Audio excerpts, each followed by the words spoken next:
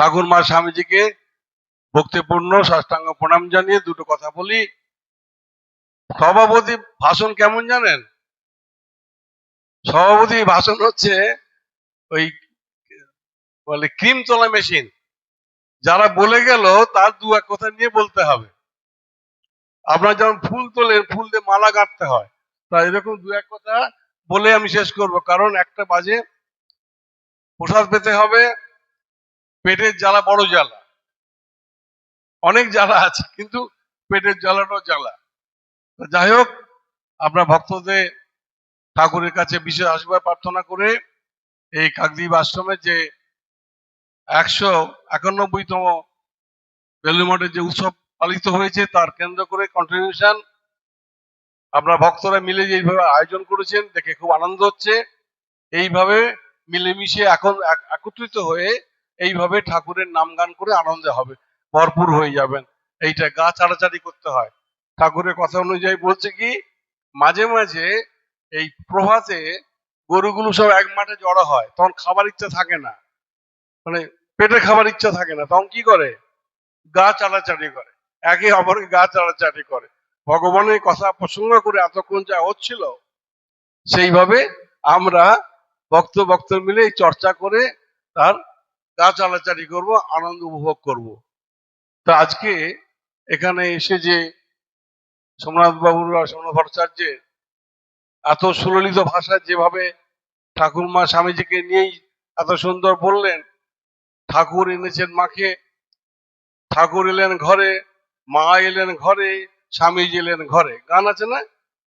এই আমাদের ঠাকুরমা স্বামীজি ভারতবর্ষে এসেছে পৃথিবী মানুষের জন্য। যারা নেবে তাদের কল্যাণ হবে, যারা নেবে না কল্যাণ হবে না। সেই জন্য একটি স্তোত্র দিয়ে আমি বলছি ওনার কথা, এতক্ষণ যা বলেছে তার দৃষ্ট হচ্ছে এই স্বামীজির কথাতে আছে।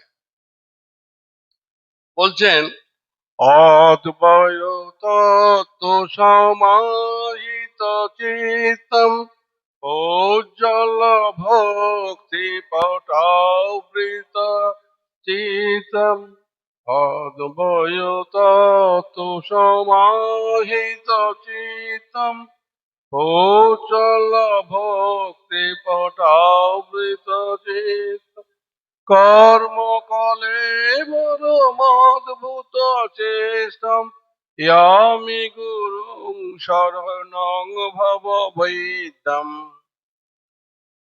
স্বামীজি বেশি লেখেননি, স্বামীজি ঠাকুরের কথা বেশি বলেননি, কিন্তু তিনি এই একটি স্তোত্রের মধ্যে এত সুন্দর বলেছেন যে অদ্বয় তত্ত্ব সমাহিত চিত্ত, যার চিত্ত অদ্বৈত তত্ত্বে সমাহিত। এতক্ষণ ভক্তির কথা, অবতারের কথা, লীলার কথা হচ্ছিল, তিনি তারপরেই বলছে যে অদ্বয় তত্ত্ব সমাহিত চিত্ত, যিনি যাহার চিত্ত অদ্বৈত তত্ত্বে সমাহিত, যাহার চরিত্র অতি উজ্জ্বল। এই যে মিসাইল আলো দেখছেন, নেক্সট সূর্যের মধ্যে আলো করে দিচ্ছে, তার চেয়ে অধিক অধিক অধিক আলো, উজ্জ্বল, ভক্তিরূপ বস্ত্রের দ্বারা আবৃত, ভক্তিরূপ বস্ত্রের দ্বারা আবৃত। এতক্ষণ শুনলেন যে ভক্তি কাকে বলে, ভক্তি কিভাবে হয়। অদ্বৈত তত্ত্বে সে আঁচলে বেঁধে ভক্তি তত্ত্ব নিয়ে মানুষের কাছে কিভাবে উপস্থাপন করেছেন শ্রীরামকৃষ্ণদেব অবতীর্ণ হয়েছেন। ভক্তিরূপ বস্ত্রের দ্বারা আবৃত, যাহার জীবন লোক কল্যাণের নিযুক্ত, আর যাহার কর্ম কার্যাবলী অপূর্ব, সেই সংসার রোগের চিকিৎসক গুরু আশ্রয় করি। ভবরোগ বৈদ্য, স্বামীজি বলছেন ভবরোগ বৈদ্য।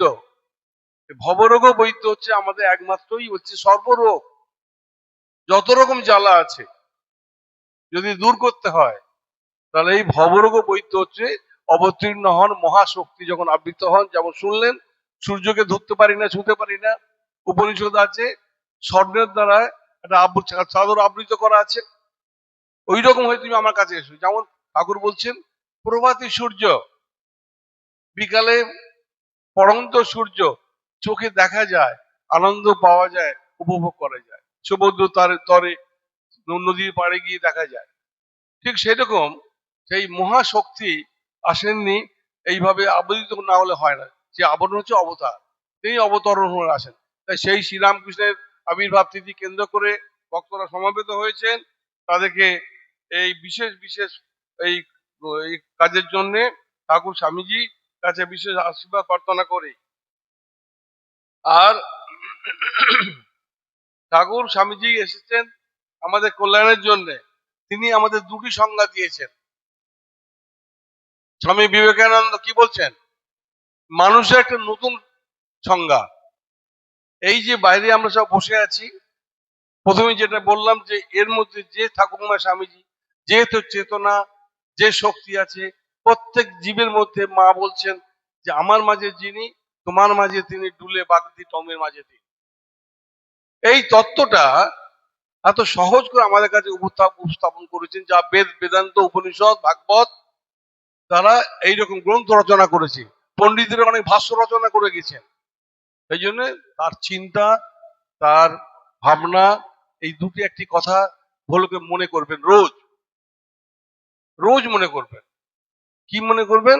এই যে এই যন্ত্রটা যে নড়ছে চড়ছে, এই যে কথা বলে, অনুভব করে, একটা শক্তির দ্বারা চলে। এই ফ্যানটা চলছে একটা শক্তির দ্বারা, ঠিক এই দেহটা চলছে একটা শক্তির দ্বারা। সে শক্তি হচ্ছে ঈশ্বরের শক্তি। ঈশ্বর মানো না মানো, কিন্তু এই শক্তিকে মানতে বাধ্য। তাই আজকে দিনে এই শ্রীরাম বিবেকানন্দ বললেন, নতুন সংজ্ঞা দিয়ে গেলেন, মানুষের সংজ্ঞা দিলেন।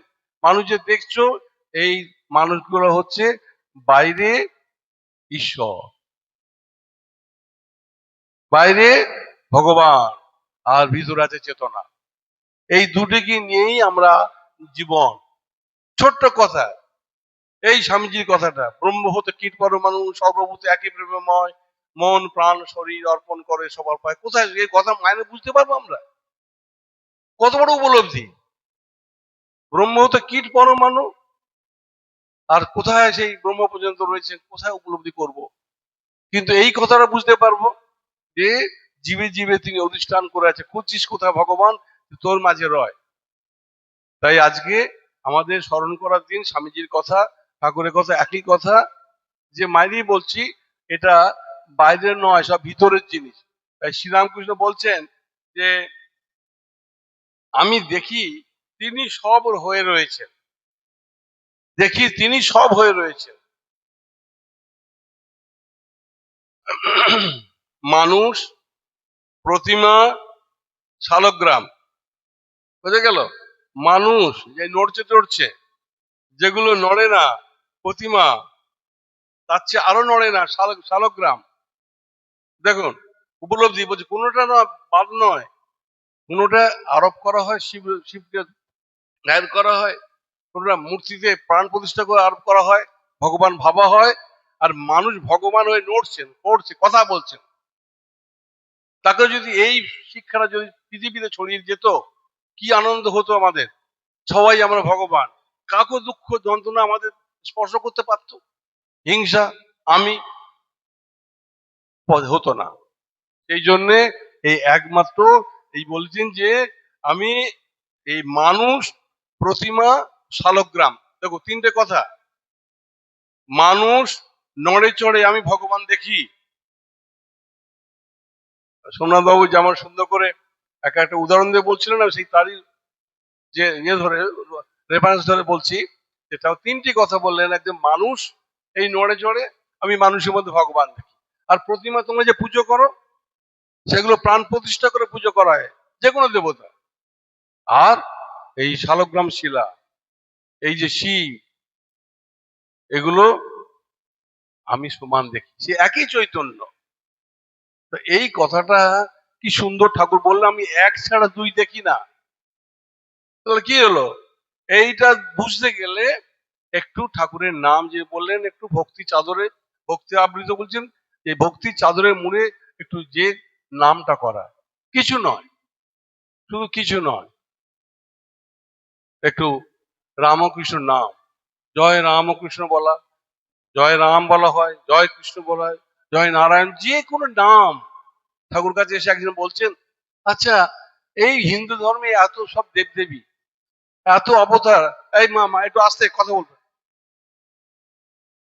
এত দেবদেবী, কার নাম করব?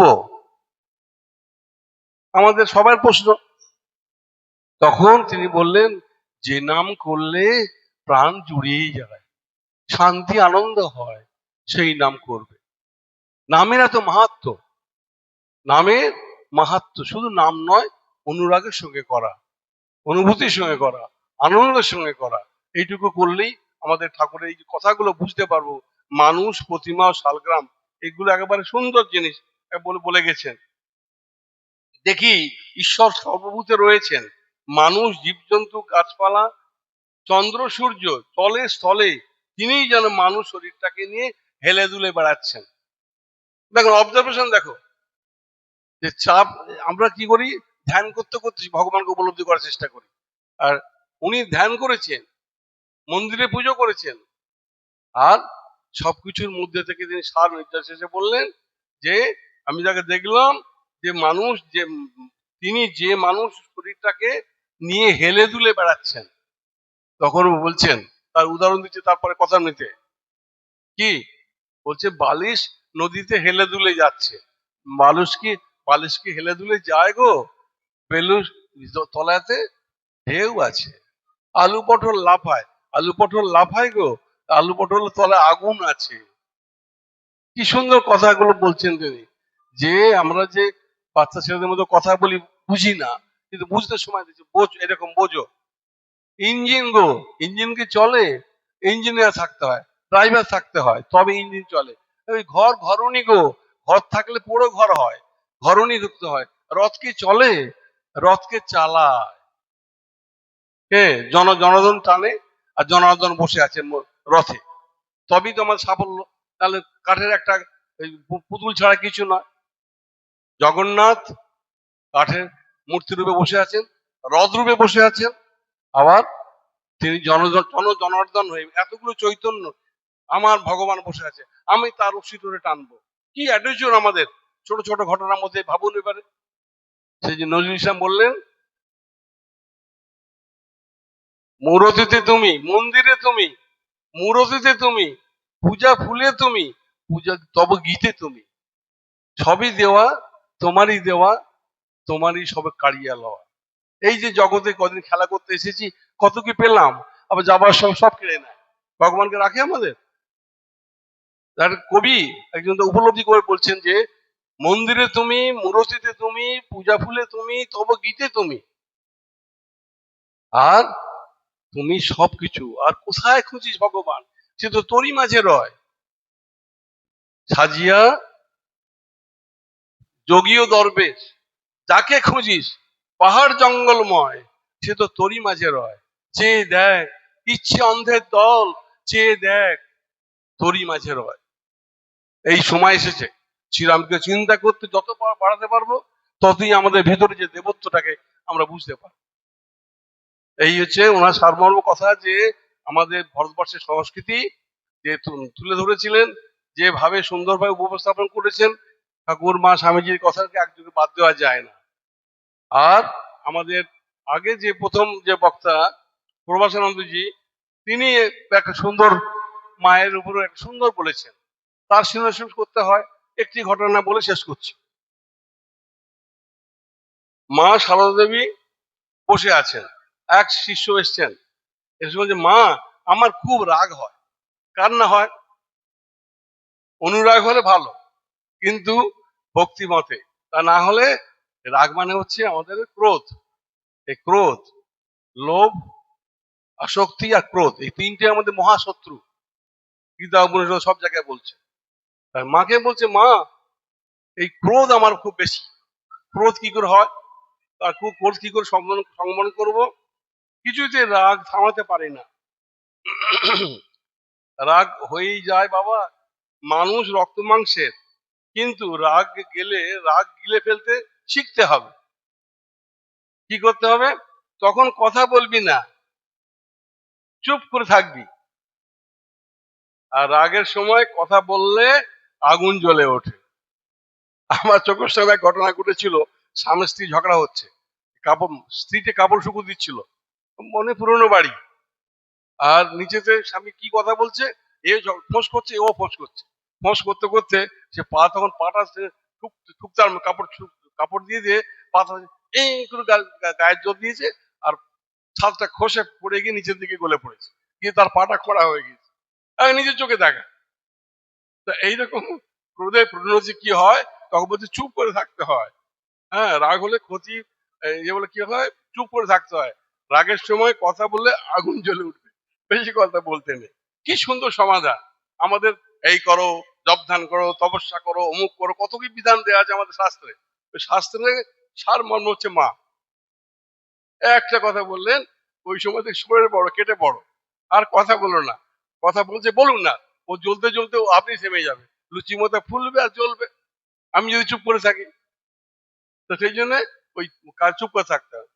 2 নম্বর রেমেডি, রাগ করা ভালো নয়, রাগ করলে নিজের ক্ষতি।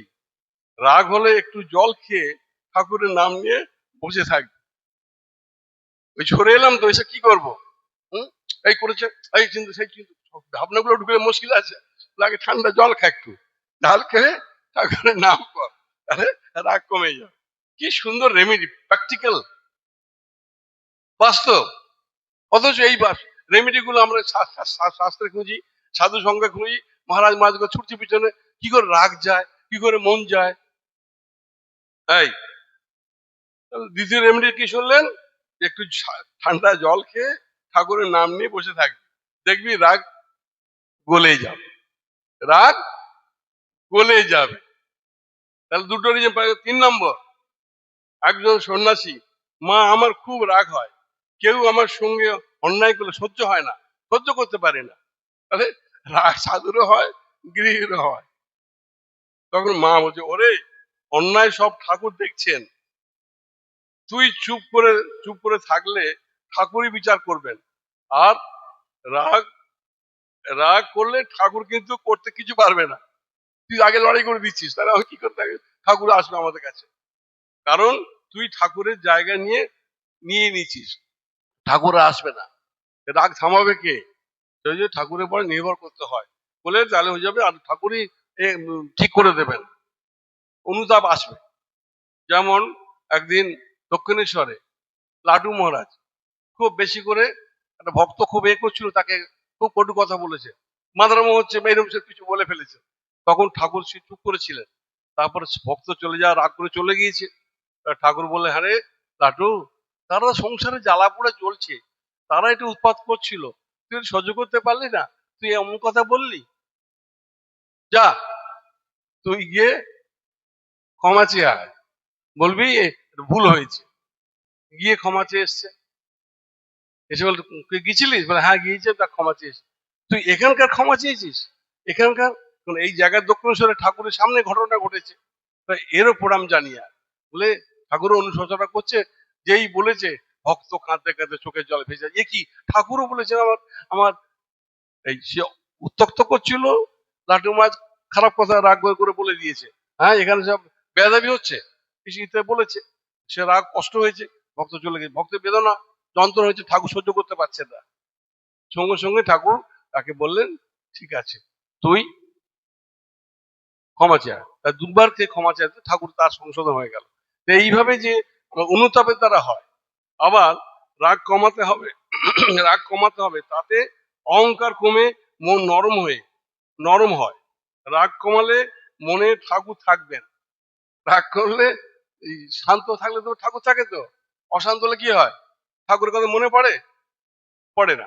তো সেই জন্য রাগ না কমালে এই মনে ঠাকুর থাকবেন না, মন থেকে পালিয়ে যাবে। সবার সঙ্গে ভালো কথা বলবি, রাগের সময় দূরে থাকবি, ঠাকুরের নাম করবি, মন ঠান্ডা হবে। অল্প খাও, অল্প কথা, আর বেশি জপ। রেমেডি সুন্দর। আমি জপের কথা হচ্ছিল সব বক্তব্য মধ্যে, মায়ের কথা বলে শেষ করছি, কারণ এটা হচ্ছে মা বলছেন অল্প খাও। এখন ডায়াবেটিস আর অনেক কিছু সমস্যা দেখা দিচ্ছে, আর ব্যায়াম করতে হবে, একটু হাত পা ছড়াছড়ি করতে হবে বুড়ো বয়সে। শুধু খালি আমার কি হলো না রে বাবা, হলো না বললে হবে না, ব্যায়াম এখন অনেক কিছু হয়েছে, সব ড্যান্স আছে, যোগ ব্যায়াম আছে, প্রাণায়াম আছে, সেগুলো করতে হবে একটু। আচ্ছা, অল্প খাও, মানে অল্প, যত বয়স বাড়বে তত কম খাওয়া, অল্প কথা, বেশি কথা বলার, অনেক কথা বলা হয়েছে, অনেক চেঁচামেচি হয়েছে, আর বেশি জপ, রাগ মনে, অশান্তি। অশান্তি থাকলে ঠাকুর থাকবেন না। তাহলে রাগ থেকে মায়ের কত রকম কথা এলো, তাই রাগ নিজেকেই গিলে ফেলতে শিখতে হবে। বাদ থেকে কেউ সাহায্য করবে না, নিজেকে গিলে ফেলা শিখতে হবে মায়ের পদ্ধতি অনুযায়ী। এই হচ্ছে। আর ঠাকুর বারবার করে যেখানে আমাদের বলেছেন যে বারবার যে শিবময় জগৎ, বারবার যে বলছেন আরে জীব তোরা কি ভাবছিস, এই যে ধ্যান করছে আমরা বলি না, গানে আছে শিবময় এ সংসার, ওরে জীব তোরা কি জানিস না শিবময় জগৎ মানে এই চেতনাটাকে শিব বলা হয়। প্রকৃতির প্রভাবে শিব করেছে জীব কল্পনা, প্রকৃতির প্রভাবে আমার শিবত্ব ভুলে গিয়ে জীবত্ব এসে গেছে। সেই জন্য বলছে যে প্রকৃতির প্রভাবে শিবে করেছ জীব কল্পনা, অতএব ওরে জীব সদা ভাবো সদা শিব, আজীবন আছো জীব হবে শিব, কি আর বলো ভাবনা। ভাবনা বাড়াও। ঠাকুর চোখ বন্ধ করে হয়, চোখ চেয়ে হয় না, চোখ বেশি করে চেয়ে উপলব্ধি করতে হবে। চোখ চেয়ে থাকি আমরা বেশিক্ষণ। তাই স্বামীজির কথা বলে শেষ করি। ঠাকুর হলো, মা হলো, আর স্বামীজির কথা বলে শেষ করছি। স্বামীজি বলছেন সকলের উপাসনার সার হচ্ছে চিত্ত শুদ্ধি হওয়া ও অপরের কল্যাণ সাধন করা। দুটি রেমেডি, দুটি কথা। চিত্ত শুদ্ধি হওয়াটা হচ্ছে বড় জিনিস ধর্মের, আধ্যাত্মিক জীবনের। রামকৃষ্ণ রামকৃষ্ণ করবো, লেকচার শুনবো, আর এই কিন্তু চিত্ত শুদ্ধি যদি না হয়ে থাকে তাহলে হলো না। এর অপর নাম হচ্ছে পবিত্রতা, পিওরিটি। আর অপরের কল্যাণ সাধন, দরিদ্র, দুর্বল, রোগী সকলের মধ্যে যিনি শিব দর্শন করেন তিনি যথার্থ শিবের উপাসনা করেন। আর কি বলার আছে কিছু ব্যাখ্যা করার? আর যে ব্যক্তি কেবল প্রতিমার মধ্যে শিবের উপাসনা করে সে প্রবর্তক মাত্র, কিডনা গার্ডেনে পড়ছে। অতএব মূর্তি পূজাতে আরম্ভ করেছিলেন ঠাকুর, আর অদ্বৈত বেদান্তে, আর বললেন অদ্বৈত জ্ঞান আঁচলে বেঁধে যা ইচ্ছে তাই কর। মাও করেছেন, স্বামীজিও করেছেন, আমাদের করতে হবে। সোজা কথা, অদ্বৈত জ্ঞান আঁচলে বাঁধতে হবে, এই অদ্বয় তত্ত্ব সমাহিত চিত্ত, তারপরে ওইটাই হচ্ছে সমাজে অবলম্বন। ভক্তি করো, নাম করো, যাই করো, সব ভূতের ঈশ্বর দর্শন করাটাই হচ্ছে আসল জিনিস। যে ব্যক্তি কেবল মন্দিরে শিব দর্শন করেন সেই ব্যক্তি অপেক্ষা যে জাতি ধর্ম নির্বিশেষে একটি মাত্র দরিদ্রকেও শিবরূপে সেবা করে তার প্রতি শিব অবতীর্ণ অধিকতর প্রসন্ন হন। কেউ ধার্মিক কি অধার্মিক পরীক্ষা করতে হলে দেখতে হবে সে ব্যক্তি কতটা নিঃস্বার্থ। ভেবে দেখুন। এই জন্য বলে ভগবানকে দেখতে গেলে যে সাধক, যে মানুষ, তার মধ্যে যে এই তিনটে জিনিস দেখতে পান, একটা হচ্ছে ভালোবাসা, একটা হচ্ছে আনন্দ, একটা নিঃস্বার্থপরতা। বুঝে নিন এবারে কোথায় কি সাধনা করছেন, আমরা কি কোথায় আছি। আমরা ভালোবাসা, আনন্দ, সমস্ত আনন্দ হয়ে থাকবে মনটা, একেবারে এনার্জিফুল, ব্লেসফুল, আনন্দ ভরে থাকে মনটা। কিসের দুঃখ, কিসের, যেতে তো হবে, ছাড়তে তো হবেই। যারা এসেছে বেশিরভাগ বয়স্ক, আর কি আছে কিছু নিয়ে যাবার, কিছু পাওয়ারও বাকি আছে? তাহলে এখন সব তিনটে জিনিস ভালোবাসায় ভরে যাবে। সে লোকটিকে দেখলে মানুষ খুব কাছের মানুষ মনে করবে, ভক্ত হোক অভক্ত হোক যে হোক। আরেকটা হচ্ছে আনন্দ, ব্লেসফুল, সবসময় চার্মফুল, এনার্জিফুল। আর লাস্ট হচ্ছে নিঃস্বার্থপরতা। তো দিতে যাও, খুলে যাও, আর তো নেই, নিয়ে যাবার কিছু নেই, নিঃস্বার্থভাবে দিয়ে যাও, দিয়ে যাও, দিয়ে যাও। এই তিনটে জিনিস অর্জন করতে পারলে কত সহজে ভগবানকে দেখা যায়। তবে সাধকগুলো পরিচিত।